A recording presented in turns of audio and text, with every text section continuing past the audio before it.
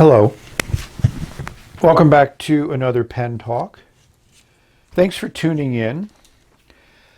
Just a little eye candy to get us started on today's video.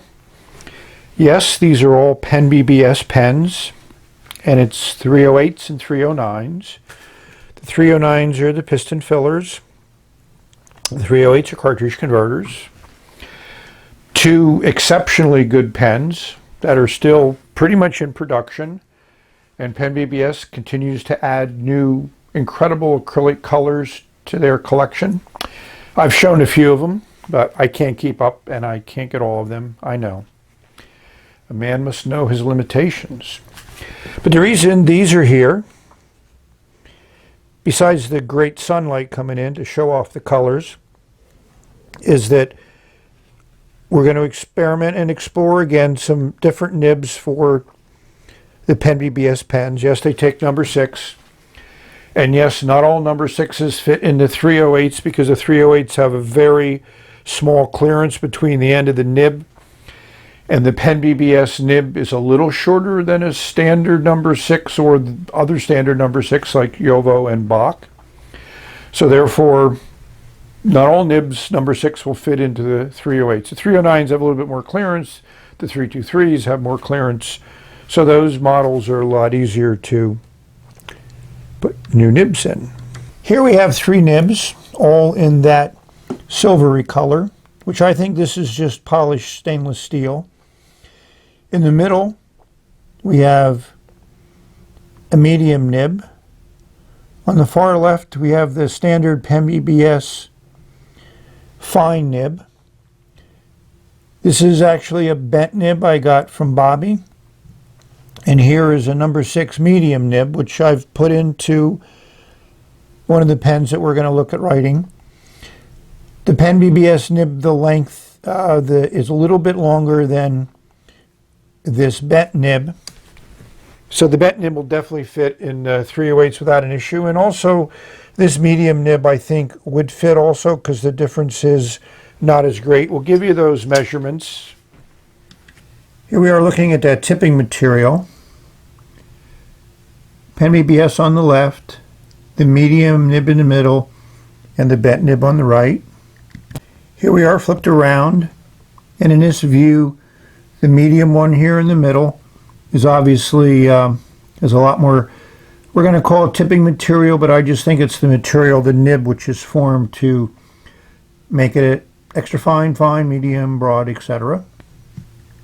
So here's the side view with the PENBBS again on the left.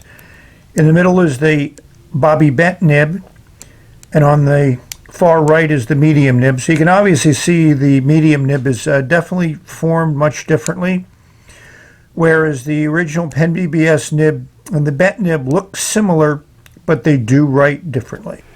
Well, I had to add another pen to the group, which is this 323 model here in a blue swirl. Figured since we got some nice sunlight, we could take a look at the consistencies between these two pens with the same acrylic.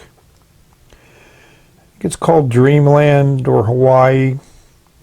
You can see the dark section here from the 309 piston filler, so the ink will change that color of the acrylic because it is a little bit transparent. So the reason I added this was because when I wrote with the 309 it had the Scribe's ink in it, it just handles differently on the paper, so it really wasn't a good test of the bent nib, so I put the bent nib in here, which had a Knox broad nib before I put the bent nib in. So here we have some writing examples of the different nibs. This one is a standard nib,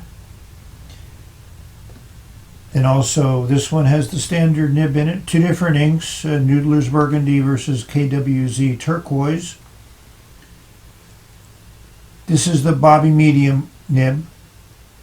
Here's the bent nib, but it has the Scribe's ink, so this ink really goes into the paper a lot, and you get a bit of a line spread. So here's that 323 pen that I use the bent nib in, and that's probably more typical of what it's going to look like.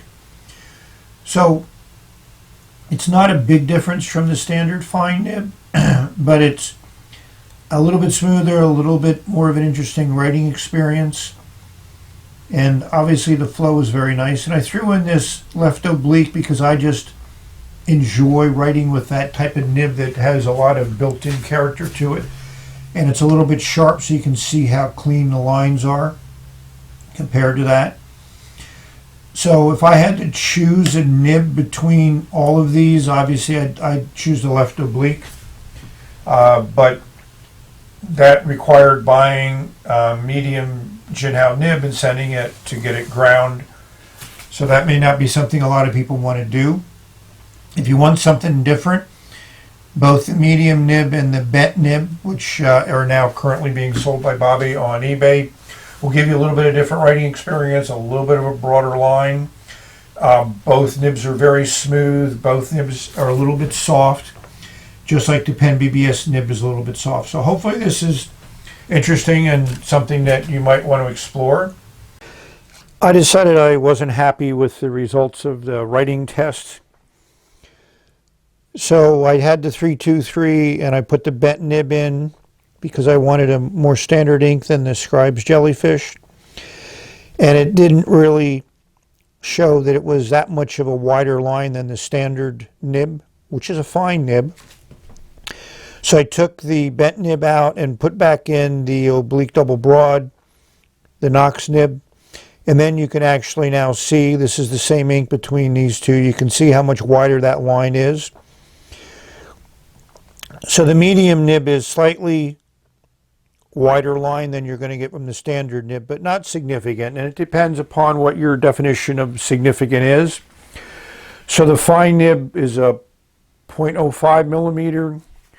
The medium is a 0.07. And the double broad is probably a 0.09 to 0.1 millimeter. So again, this also shows the difference in inks can make to a nib. Some people have said that the fine nib in the PENBBS is a little bit too fine and dry for them. And all of the PENBBS pens that I've inked up, which are probably north of 15, I've never had a dry, too fine nib. I think the nib that comes in the PENBBS, the standard nib, is really an excellent nib that covers a wide range of writing. The feed works great because I've swapped in many different types of nibs and they've all performed very, very well. So in the end, the medium nib, if you really want something just a little bit different, a little bit smoother, and a little bit more conventional, then that's a nib you could swap out. The bent nib really doesn't give you that much of a difference, so it's not something I can really recommend.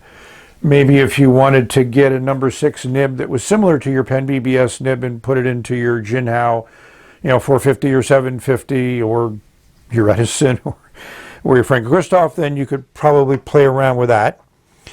But hopefully you found this a little bit interesting. It wasn't as conclusive as I had hoped it would be, but hey, the nibs are out there. You might be thinking about how they write, so hopefully this will help you understand how they write and maybe decide on whether that's something that you would want to try. So, the world is your oyster. So thank you for watching. We've reached the end of this video. May you enjoy putting ink on paper, no matter what nib or pen you use, or ink you use, or paper you use. It's just a fun thing to do. So until the next video, bye for now.